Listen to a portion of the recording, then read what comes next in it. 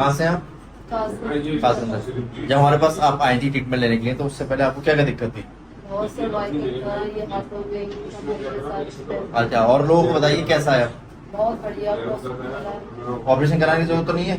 Doctor ने operation बोला था, तो अब ऑपरेशन कराने की जरूरत तो नहीं है। तो आप और लोगों से क्या कहना चाहेंगे जो लोग परेशान है? थोड़ा तेज बोलिए। मैं यही कहना चाहूंगी कि ये ट्रीटमेंट जरूर लें, बिल्कुल आराम मिलेगा। बाकी दवाइयों से कहीं कोई आराम तो नहीं। हमने दवा तो नहीं दी आपको? नहीं दवा द्वारा दर्द तो नहीं बंद करा? नहीं नहीं, बिल्कुल कोई दवा नहीं है। ठीक है, उनको चल के दिखाइए एक बार, दौड़ के बाहर दौड़ के दिखाइए।